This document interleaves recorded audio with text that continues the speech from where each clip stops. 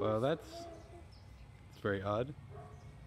Hello, welcome back. It is time for reviews of the 500 greatest albums of all time, numbers 480 through 471. So one thing I have to say before getting into these reviews is this chunk of 10 albums was significantly longer than the last two chunks of 10.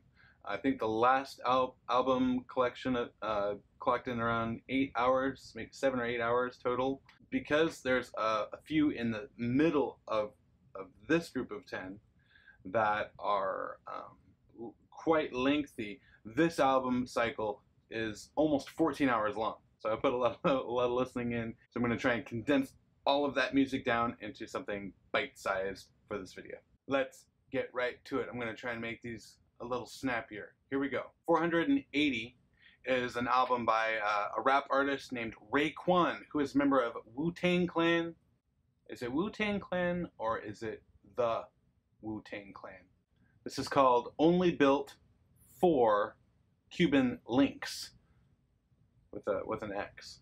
This album was alright. I had a little bit of trouble deciding how to listen to this album because I don't listen to a lot of hip-hop. So as I started to listen to it, I was a little bit bored by some of the beats. But it was kind of just like one or two loops that were layered that just sort of repeated for the whole song, and nothing changed. There was no really movement. But by the end of the album, I realized that this kind of music is all about the lyrics, right? It's all about what the rapper can do with his topic that he's given, how he can use language to tell a story in an interesting way. Once I started listening to it like that and listening to the words as language and listening to the music underneath the beats to provide rhythmic structure to the beats, to the language over the top, I was able to hear it in, I think, a little bit clearer way, a little bit closer to how the artist is intending that kind of music to be listened to. The rapping was very good. The use of language, like I talked about, excellent. And for that reason, I'll give this a 2.5.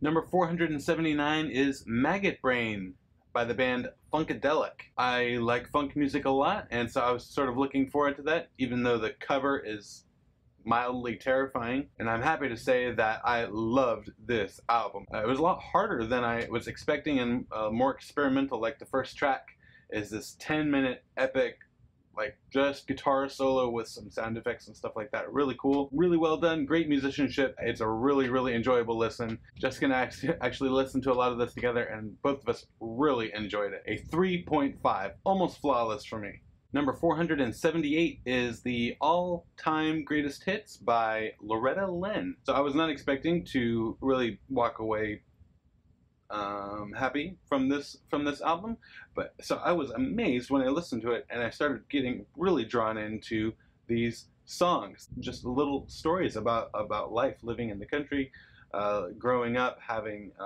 relationship problems and relationship successes. Every song in this compilation is a gem, I think, and I was really surprised to see that I was enjoying this as much as I did. It's hard to think of a better example immediately in this style that is as good as this is. So again, I would give it a 3.5. Very good. Okay, number 477 is a 4-disc compilation, Down Every Road, I think 1962 through 1994, by the great Merle Haggard. This one is hard to categorize because it's so many different albums that are combined. It's almost a review of an entire career more than it is an album. With 100 songs being in it, of course there's going to be some stinkers and there's going to be some great ones. And overall, I think it's fairly evenly good songs. Most of the first album, the first like 20 songs or so, what we call snoozers, but it got better after that. The last 50 to 60 songs were pretty enjoyable. I did not care for Twinkle Twinkle Lucky Star. I feel like it's Merle Haggard doing Merle Haggard's thing. So for this 4-disc huge compilation, 5 hours of Merle Haggard, I'll give it a 3. 476, the posthumously released album by the Notorious B.I.G, called Life After Death.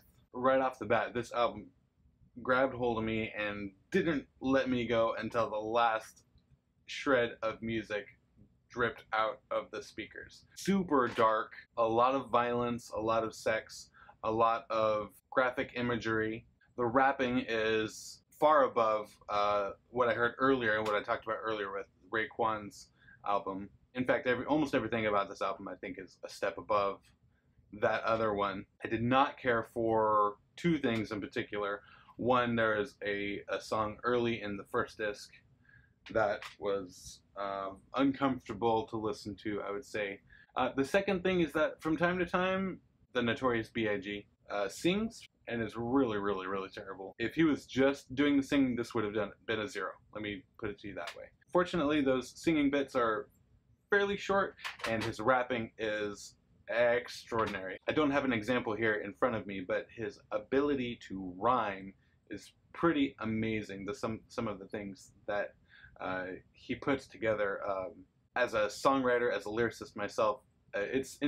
To listen to his words, it was pretty inspirational. Super enjoyed this, despite the 2 complaints that I have, and I'm gonna let Notorious B.I.G. walk away with a 3. Number 475 is Armed Forces by Elvis Costello. The elements separately, like the musicianship, was good. His singing was fine. The lyrics didn't bother me when I understood them. The production was all good. It sounded fine. But put together, the word that popped out to me to describe this album as I listened to it was incomprehensible. And I couldn't tell you anything about it other than I didn't understand this. I didn't understand this album. I did not get it. I think songs have to make their own internal sense as well as to make sense in the context of the album. I give this a 0.5 only because the bass player was super, super good. That was the only thing that I could understand that I enjoyed. Okay, number 474 is an album by an artist named Manu Chao. I think that's probably how I'm saying it right. Called Promixa, Estacion, Esperanza. It's sort of reggae. It's like Latin reggae world music. The interesting thing about this album was every song was in a different language. There was English, Spanish, some sort of Roman language, French, Portuguese. I have no idea what any of the songs were about, even the English ones. So if you like reggae, it would be fine. 1.5. Number 473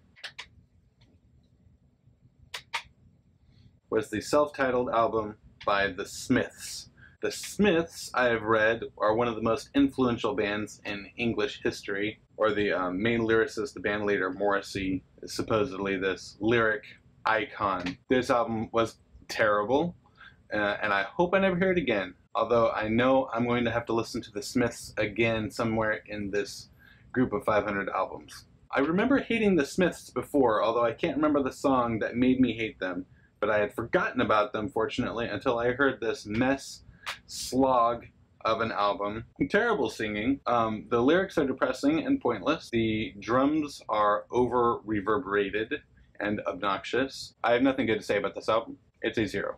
0, 0, 0. Nope. I did not like it. I did not like it. Number 472 is Faith by George Michael. This is the album that made me realize why I always thought I hated 80s music. And I think this is the album that made all the rockers in the 80s hate the music of their time because it's obnoxious. It's like if Michael Jackson and Prince had no songwriting talent and no innate ability and just had a couple synthesizers at their disposal. I will give this 1 star, but to listen to is grating, to say the least. And the last album of this series, 471, is by Richard and Linda Thompson, I Want to See the Bright Lights Tonight. And so we journey back from the 80s into the mid-70s, and this is very nice, classic, folky 70s music. It's nice. There's nothing crazy about it. I think they must be English because I heard a bagpipe in there somewhere and perhaps an accordion. Nothing jumped out at me as horrible. Nothing jumped out at me as great. I'm not sure why it's on this list, but I will give it a 2 because I would listen to it again. Sure, why not?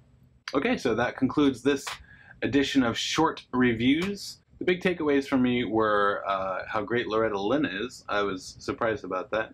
And the differences between rap and how to listen to rap, even of similar eras. Like in this case, it was 2 albums from the mid-90s. Oh, and I hate the Smiths.